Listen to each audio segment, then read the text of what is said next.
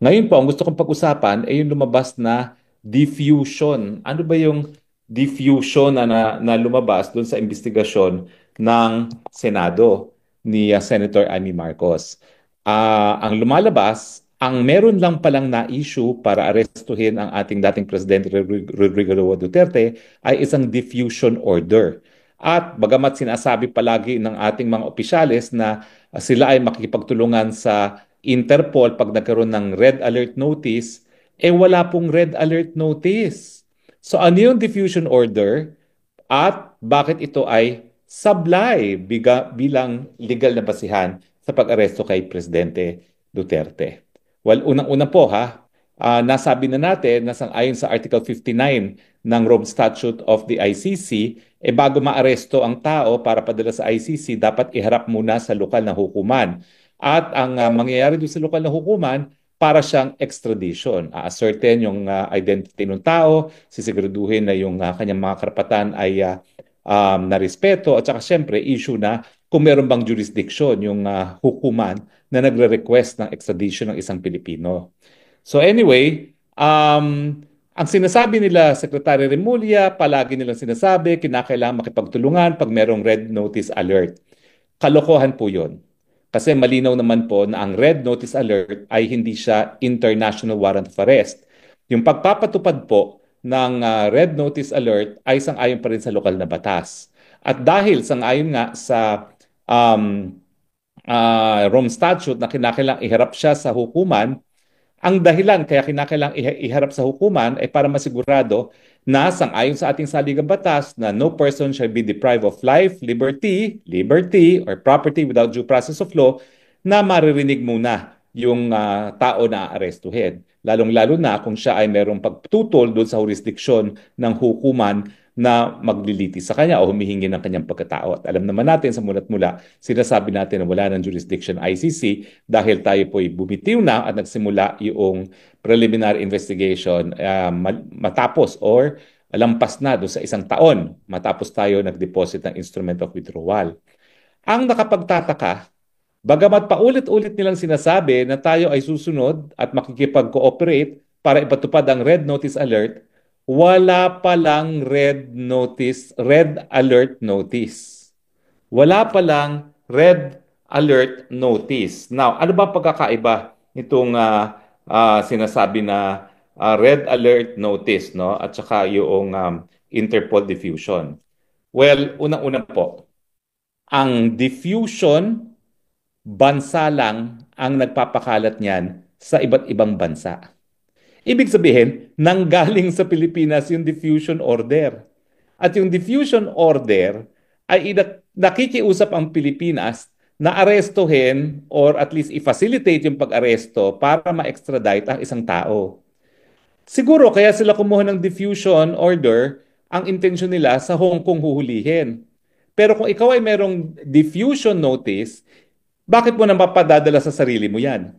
Ikaw lang bilang isang bansa ang nakikiusap na kung mahahanap nyo itong taong ito sa jurisdiction ninyo, pakihuli lang at pakidala sa amin para siya ay ma-extradite. So malinaw po, hindi nanggaling mismo sa Interpol ang diffusion notice. Yan po ay nanggaling mismo sa gobyerno ng Pilipinas. Ibig sabihin, kung yan ay hiningi natin para hilingin sa Hong Kong na arestuhin si Presidente Marcos, well, naintindihan natin yon kasi nga wala namang jurisdiction ng Pilipinas sa Hong Kong. Pero kung yan ay galing mismo sa Pilipinas, para namang ulul yan. Alam mo namang i-request mong sarili mo na arestuhin. Ba't ka pa magre-request? Ikaw na nga magpapa-aresto. So binobola tayo ng mga administrasyon ng Marcos Jr. nung sinasabi nila na legal ang pag-arrest dahil ito ay diffusion notice. Uulitin ko po, parang ulol naman tayo na sasabihin natin sa ating sarili, sa bansang Pilipinas, sige nga, tulungan mo akong arestuhin. Ang ibig sabihin po niyan, Pilipinas lang talaga ang nagdesisyon na arestuhin ang presidente. Wala pong kinalaman ang Interpol, wala pong kinalaman ang International Criminal Court. Ganun pa man, ano naman ang pagkakaiba ng diffusion at saka yung red notice? Well, yung red notice kasi, Interpol mismo ang nag-i-issue niyan. Kung gets nyo? Ang diffusion, Pilipinas ang nag-issue na nakikiusap sa mga bansa tulungan nyo kaming arestuhin si PRRD. Pero bakit mo sa gagamitin nga ang diffusion kung pag-aaresto sa Pilipinas mismo?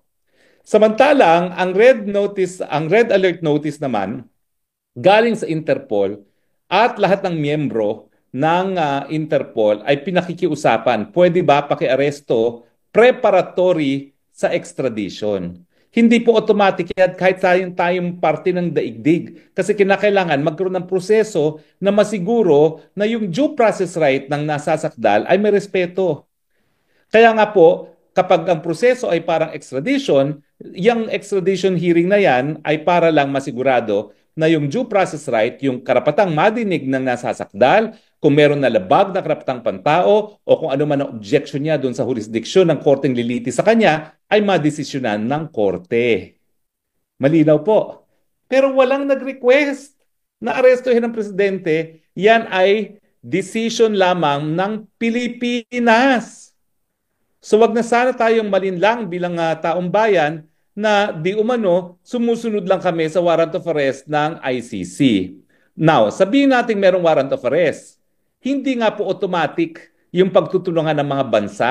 Kaya nga po, ang nakahandang petition sana ay certiorari para mapigilan yung pagtutulungan ng mga Pilipino sa ICC. Pero sa punto pag-aresto po, wala pang kahit anong hiningi ang ICC. Sa katotohanan, nabulaga na lang sila at nandyan na ang pagkatao ni Presidente Rodrigo Roa Duterte sa dahig na hindi pa naman sila formal na humihingi ng kooperasyon ng Pilipinas. Ibig sabihin, talagang nais nilang tanggalin si Presidente Duterte bilang tinik sa kanilang plano na Marcos forever.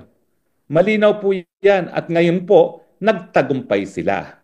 Pero pag-uusapan nga po, no, ngayong malinaw na wala namang request ang ICC na isurrender siya. Paano naman magkakaroon ng duty to cooperate kung hindi pa nagkaroon ng request? Di ba? Kakatawa naman yan. Ibig sabihin, binolunteer ng Pilipinas ang pagkatao ni Presidente Duterte, pero si Presidente Duterte hindi siya nag-voluntary surrender. Labag sa kanyang kalooban at kagustuhan ang pagpapadala sa kanya sa dahig.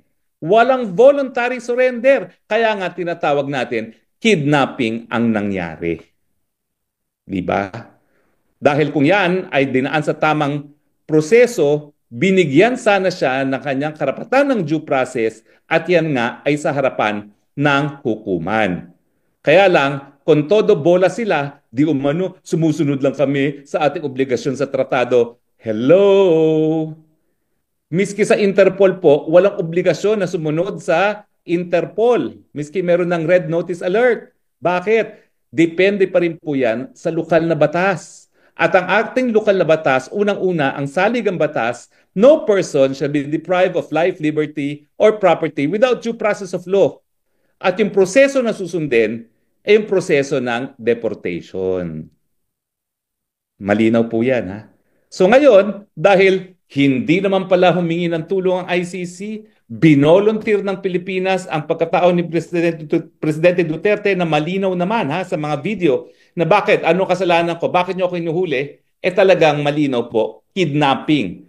Malinaw na malinaw pa sa sikat ng araw ang nangyari.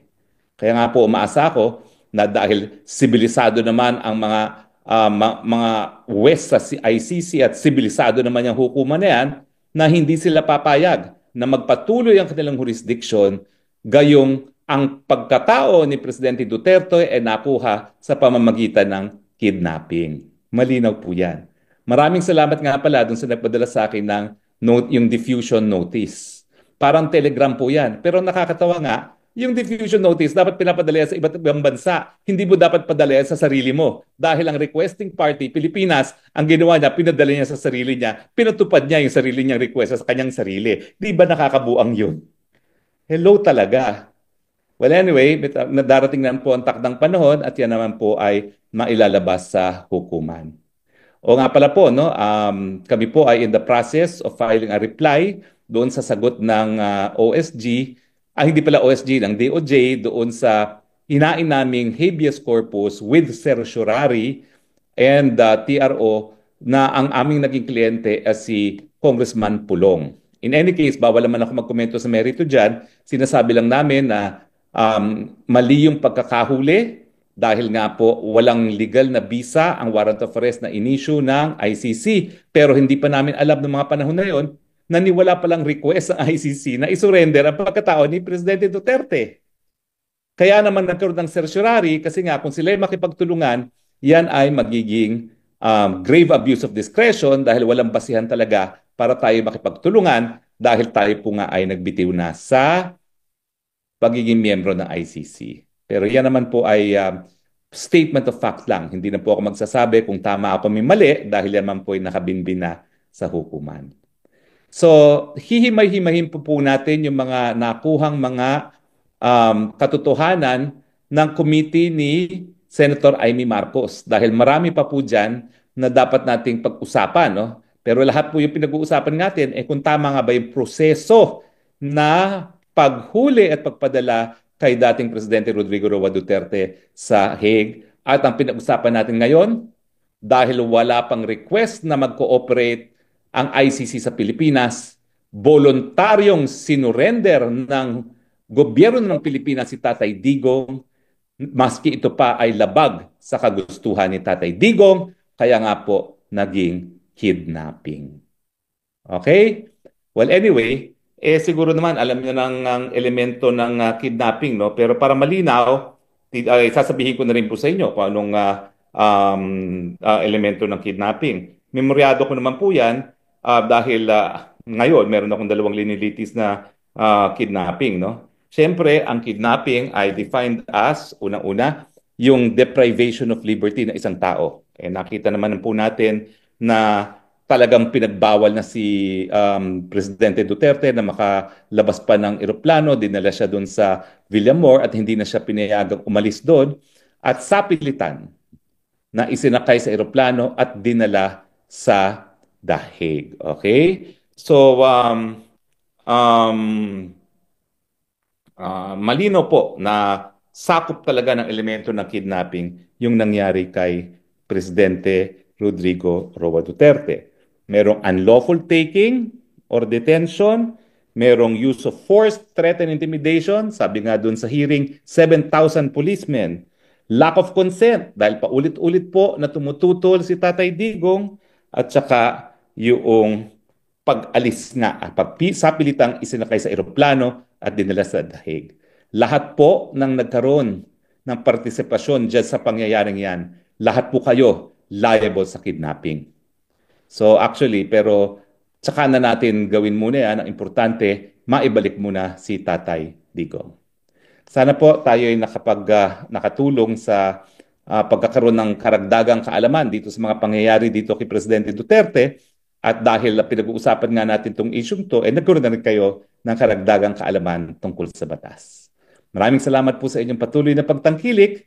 Ito po ang inyong spokes ng bayan, Harry Roque, nagsasabi, I love you, Philippines. You're the only country I have. You're the only country that I love. God bless the Philippines at huwag niyo po kakalimutan, Gabay Party List 139 sa